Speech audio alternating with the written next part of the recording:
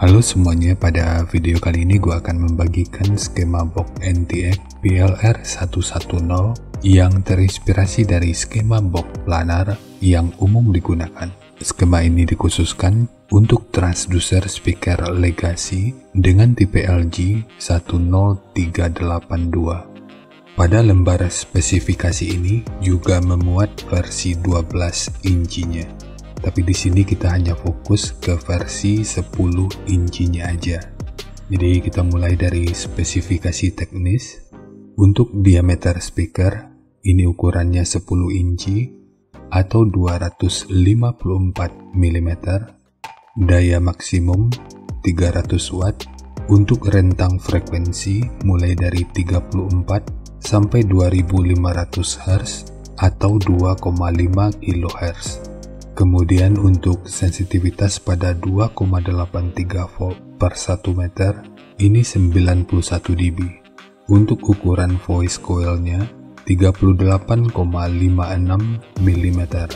Sekarang kita beralih ke spesifikasi utama, yaitu TS parameternya.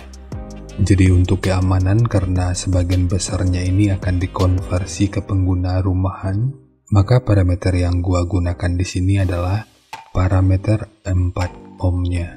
Jadi untuk Fs-nya ini 34 Hz, DCR 3 ohm, KTS 0,79, CAS 0,96, KMS 4,43, MMS 59,7 gram, CMS 0,35 mm per Newton, BL 6,4 Tesla meter, fast 59 liter, efisiensi 0,25%, SD 346,4 cm persegi, dan XMAX 7,05 mm.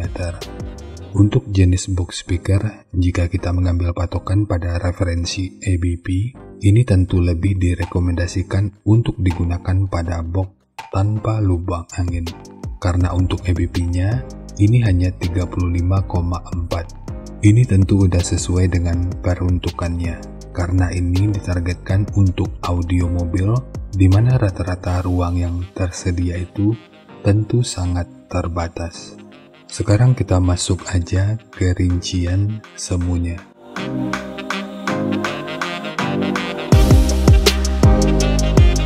Untuk rincian semu, poin yang gua gunakan di sini adalah 140 watt pada minimum impedansi 3 ohm. Rekomendasi titik potong bawahnya di 45 Hz dan untuk atasnya boleh menyesuaikan. Ini sifatnya tentu nggak mengikat, jadi nanti bisa dicoba aja sesuai karakter yang diinginkan. Dan untuk slope nanti juga boleh menyesuaikan.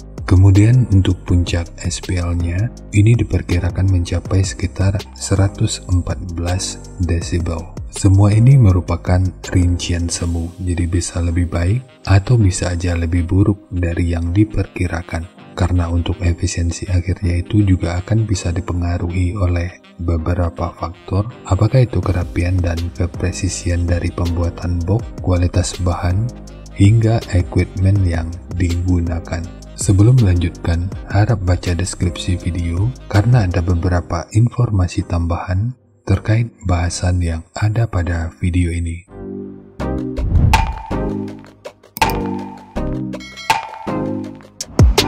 Dan berikut referensi yang gua gunakan dalam mendesain skema box speakernya.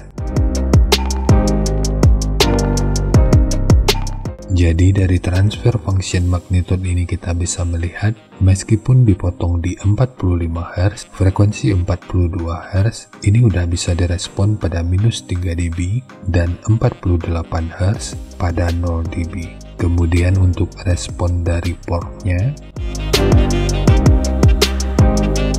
dengan daya 140 watt, pergerakan udara pada port puncaknya diperkirakan sekitar 15,5 meter per detik. Sementara untuk gain yang dihasilkan oleh port kurang lebih seperti ini.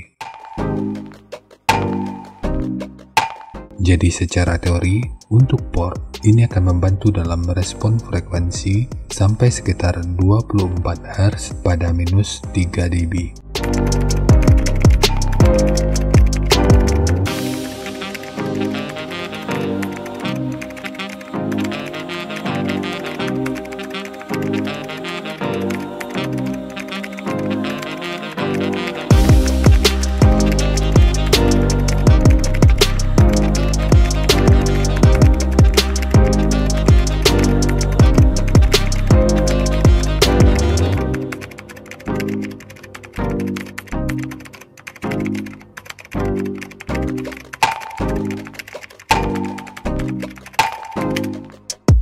Sebelum membahas skema, kita bahas dulu berapa lembar multiplex yang dibutuhkan untuk satu box speaker ini. Meskipun tanpa visual, perkiraan kasarnya kurang lebih setengah lembar. Jadi untuk dua box, ini cuma membutuhkan satu lembar multiplex aja. Dan tentu dengan asumsi tanpa kesalahan dalam proses pemotongan bahannya. Sekarang langsung kita bahas aja skemanya. Untuk multiplex, ini menggunakan multiplex dengan ketebalan 12 mili.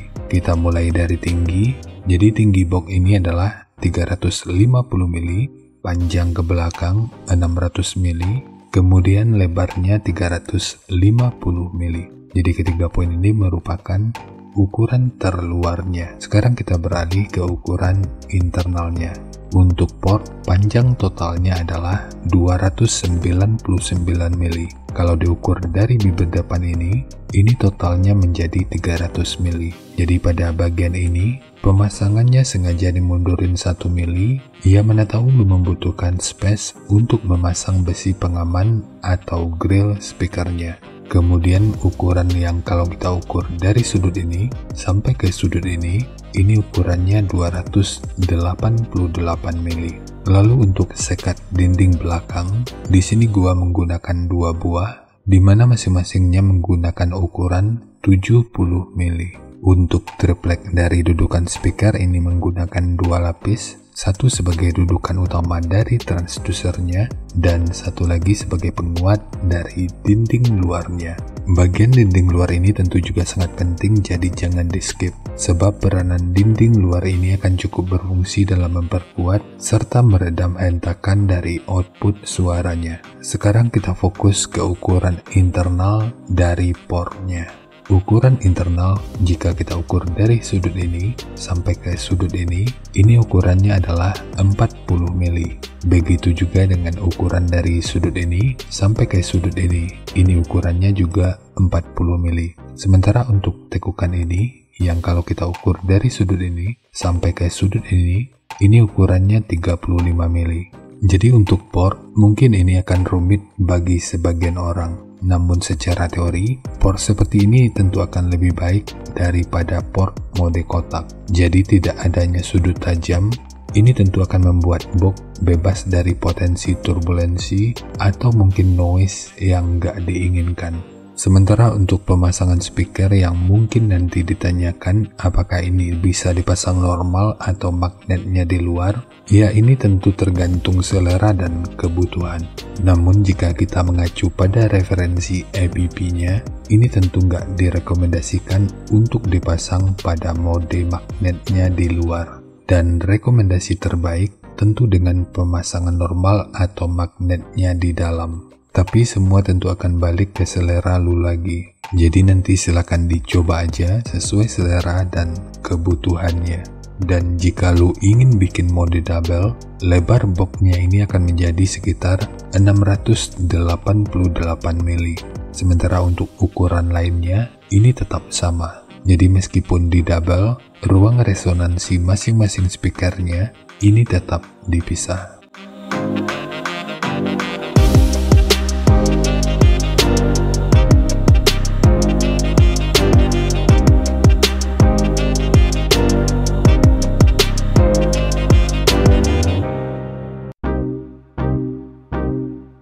Jadi segitu aja untuk skema dari box NTX BLR110 khususnya untuk transducer speaker legacy dengan tipe LG 10382. Jika nanti lu punya link review dan video cek soundnya, silahkan bagikan aja pada kolom komentar agar bisa dijadikan referensi juga buat teman-teman yang lainnya. Terima kasih untuk lu yang udah nonton sampai detik ini. Bagaimana tanggapannya atas bahasan kita kali ini? Sampaikan aja pada kolom komentar, biar kita sama-sama bisa belajar agar lebih baik lagi. Dan seperti biasa, jika lu suka dengan bahasannya, silahkan like dan share aja videonya ke teman-teman lain yang sekiranya juga suka dengan topik yang sama. Untuk lu yang udah berlangganan, terima kasih banyak atas dukungannya. Dan untuk lu yang belum berlangganan, jika berkenan, bantu subscribe-nya.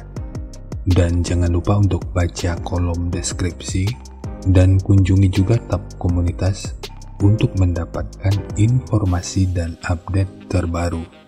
Jadi segitu aja, dan kita ketemu lagi pada video yang lainnya.